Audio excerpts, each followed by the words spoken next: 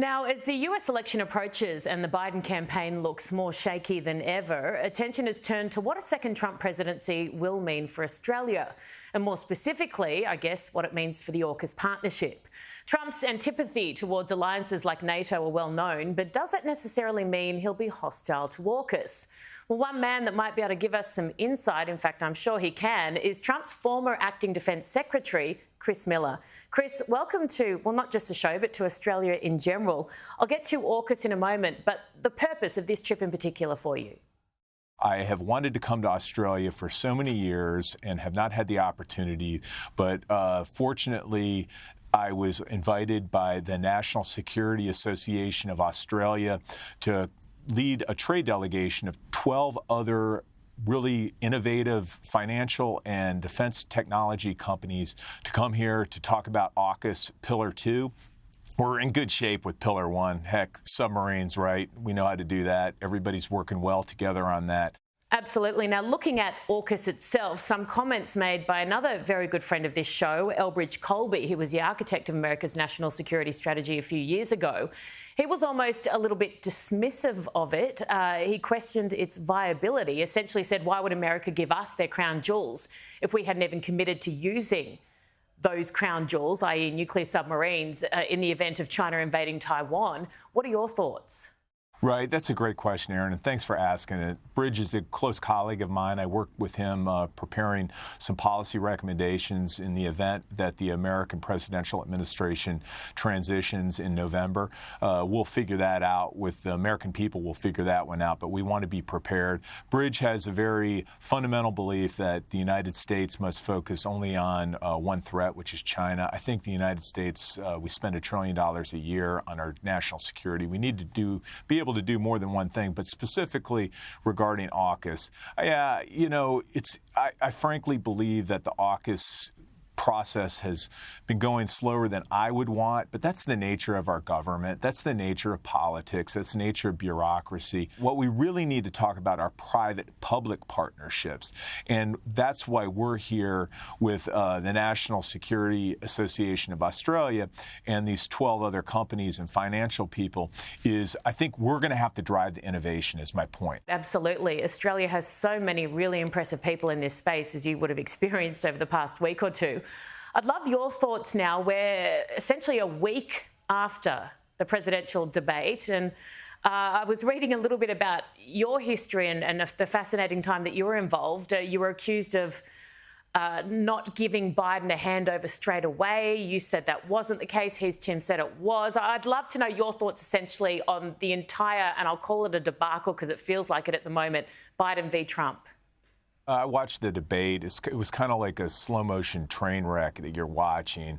As an American, I was a little bit saddened to see President Biden be so unable to think logically and communicate intelligibly. And I can't imagine being in the United States right now in the White House or the Democratic National Committee, the party that is responsible for nominating the next Democratic nominee.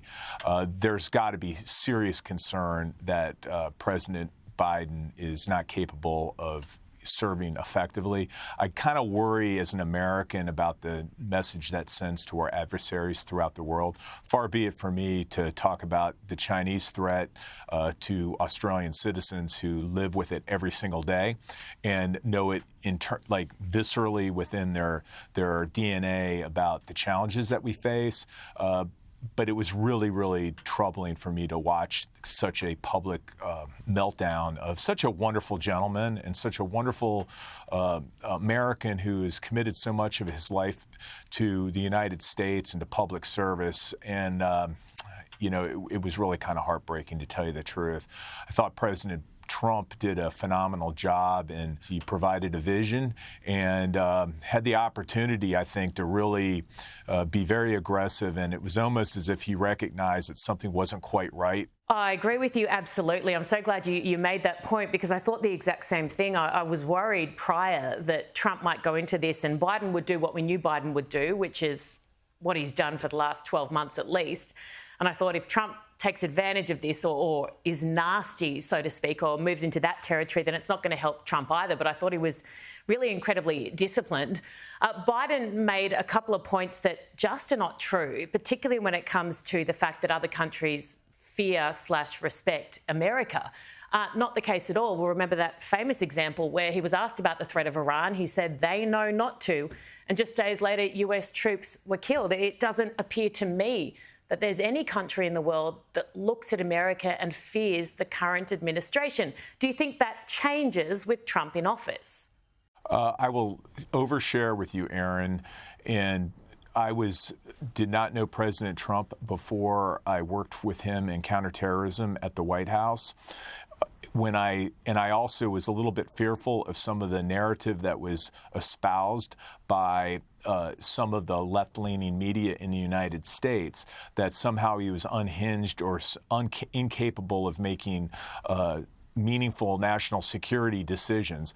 Everything I saw about President Trump really, in many ways, reminded me of President Reagan, who acknowledged that peace through strength was the way to go forward. And what I learned from President Trump was saying what you mean and following through on your actions. A lot of people criticize him about he doesn't like allies, he doesn't like partners. Oh, he made it very clear in the debate the other night. He's like, everybody pay your fair share. We're all about partnerships. We're all about allies.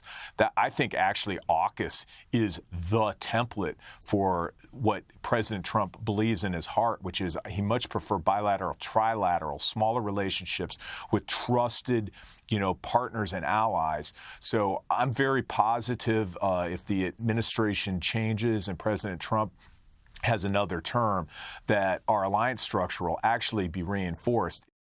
Again, I say you make a really good point, and I promise I'm not sucking up, but you really do. You look at Trump closely, and he's actually quite pro-partnerships, as long as those partnerships are fair. People always say that he's isolationist, which he is, but that's only if the other people in the relationship are not doing anything or giving him anything. I'd love your thoughts on Israel. Trump came out very strongly the week prior to the debate, and he said that every single death in Gaza and Rafah is attributable to Hamas, which is something that I believe very strongly. What do you think we would see in the Middle East under a Trump administration? I think President Trump was very, very clear about his willingness to strike back against our opposition and our foes. And I thought that was pretty clear. The point is, I think it's pretty clear that those that mean us harm in the Middle East, that want to expand the war beyond Gaza, are going to be extremely, extremely disappointed when they realize the power that will come down, military power, diplomatic power, informational power that's going to come down on that region. And I think that would be an extremely unstrategic and poor choice by Iran, because let's just be clear, it all comes back to Iran. And I think Iran must right now be quaking at the thought of a second Trump administration, because President Trump understands the nature of the Iranian regime and knows how to respond. And let's be clear, the only thing they respond to is force. Before I let you go, I need to ask, well, maybe the most important question right now, and that is, will you play a role, if not the same role that you did last time, in the next Trump administration if he wins in November? My family does public service for good or ill. I was raised that way. If I'm asked to serve, I obviously will take that very seriously. The thing with President Trump, anybody who starts measuring the drapes for their new office, that's a really bad technique to take, because President Trump will decide who his team is. I'm honored to be even considered, but it sounds like such a political statement, I know, and I don't mean it that way. It sounds like I'm tap dancing and trying not to answer your question. That is for President Trump and his team to decide.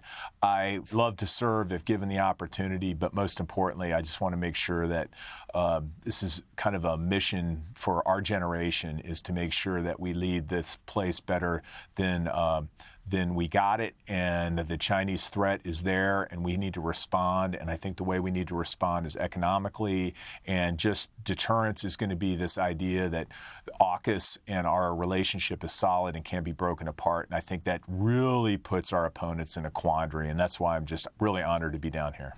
Chris Miller, absolutely brilliant. Thank you so much for your time, and hope you've enjoyed your stay here in Australia. Thank you, Erin. Thanks for what you guys are doing. This is a really important discussion. So if I can be of service in the future, please don't hesitate to give a shout out. I can come in from the United States, or give me an excuse to come back with my family soon. Thank you.